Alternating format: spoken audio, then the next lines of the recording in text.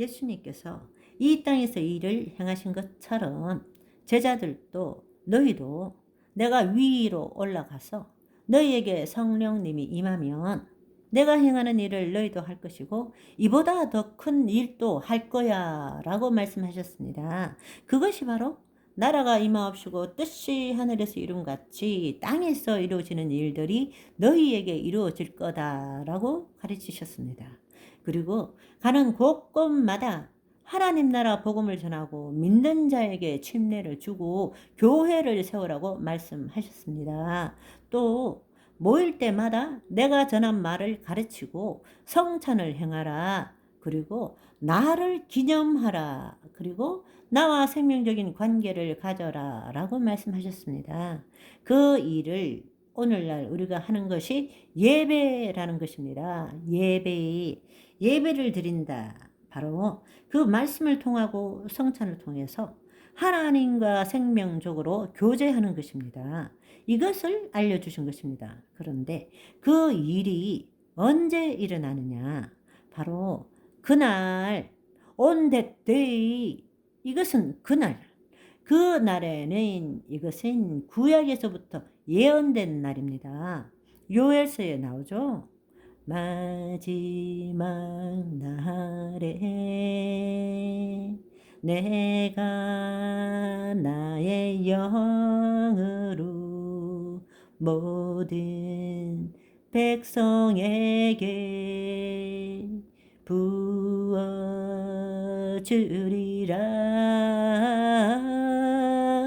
자녀들은 예언할 것이요 청년들은 환상을 보고 아비들은 꿈을 꾸리라. 주의 영 임하면 성령이여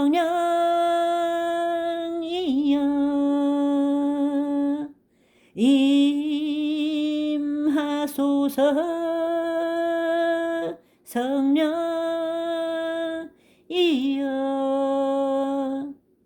우리에게 임하소서.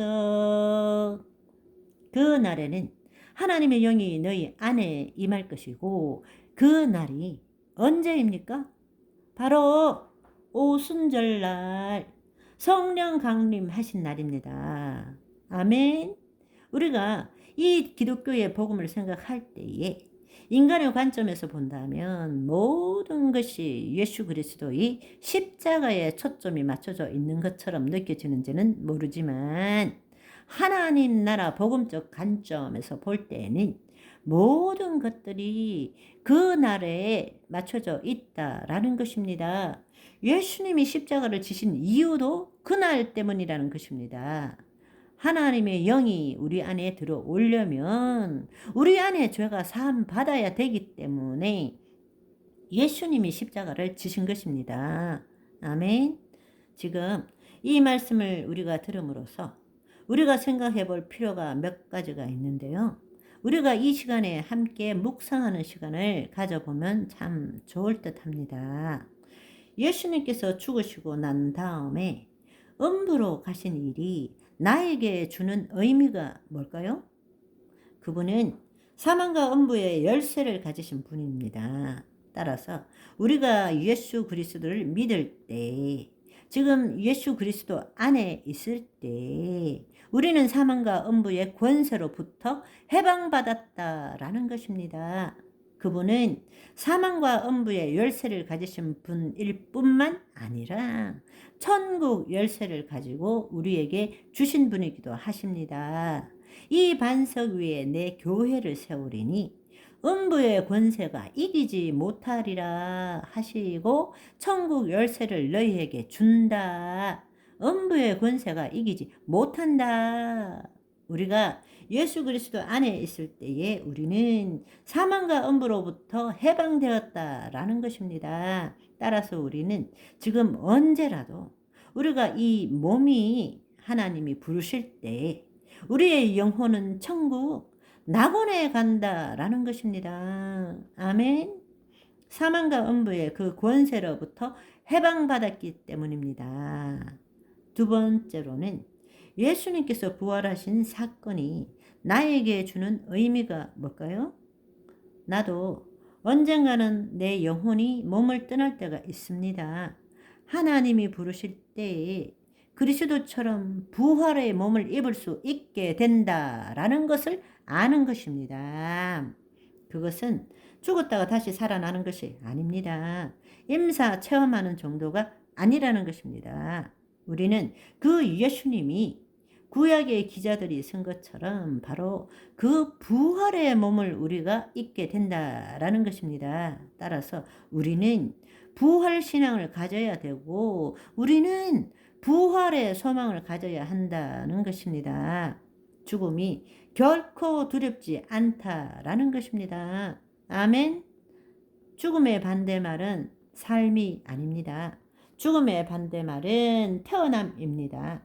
죽음은 삶의 일부분입니다. 따라서 우리 믿는 예수 그리스도 안에 있는 자에게 있어서는 사망이 두려운 것이 아니라 기쁨이 되어야 되는 것이에요. 그래야만이 천국의 삶을 살 수 있고 예수님이 재림하실 때 부활의 몸을 입을 수 있기 때문입니다. 그리고 영생을 누릴 수 있기 때문입니다. 우리가 그렇다면 그 부활하신 예수 그리스도의 몸을 우리가 지금 상상할 수 있다. 그리고 그것을 그 예수 그리스도의 생명을 맛볼 수 있다. 뭘 통해서? 성찬을 통해서 예수님의 피와 살을 먹음으로써 성찬은 너무 소중한 것입니다. 성찬은 1년에 한 번 하는 것이 아니에요. 사도행전에 보면 초대 교회 때는 모일 때마다 떡을 떼었습니다. 말씀을 나누고 떡을 뗐다라는 것입니다. 우리가 떡을 먹음으로써 미리 부활의 몸을 경험하게 되는 것입니다. 아멘.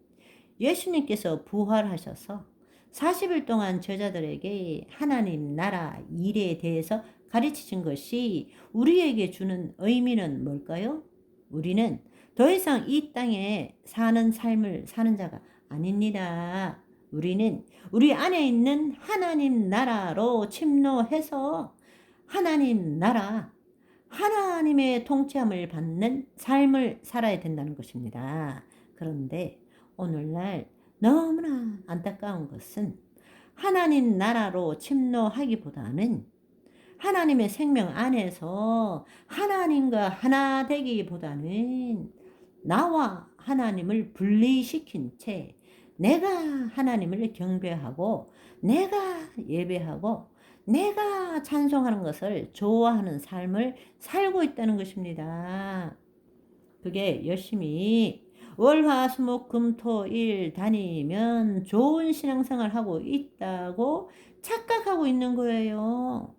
교회 나가서 열심히 신앙생활 하는 것이 나쁘다는 것이 아니라 그 동기가 뭐냐는 거예요. 정말 중요한 것은 우리는 우리 안에 있는 하나님 나라로 침노할 줄 알아야 합니다. 그 말은 우리의 혼이 더 이상 자신의 생각과 감정을 자신과 동일시 시킴으로 몸의 종노릇 하는 것에서 벗어나서 자기를 부인하고 자기 십자가를 짐으로써 그 혼이 하나님의 영 안에 거함으로써 영으로서 몸의 행실을 죽여가는 삶을 살 줄 알아야 한다는 것입니다. 아멘. 여러분이 오늘 이 시간에도 여러분의 생각과 감정이 어떻다 할지라도 그것이 실제도 아니고 진리도 아니고 나도 아니라는 사실을 깨달아야 하는 것입니다. 나는 지금 그리스도 안에 새로운 자아를 갖고 있다는 것, 누가 뭐라 해도 나는 하나님의 자녀이고 누가 뭐래도 그럼에도 불구하고 그래도 나는 하나님의 자녀라는 사실을 여러분이 붙들어야 된다는 것입니다. 아멘.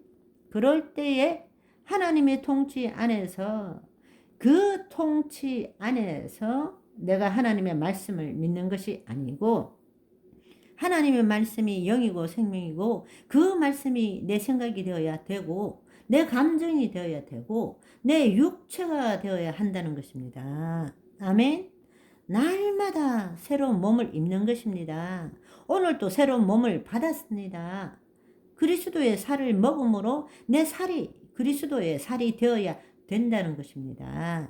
나를 통해서 내가 그리스도를 닮아가는 것이 아니라 그리스도가 나를 통해서 나타나야 한다라는 것입니다.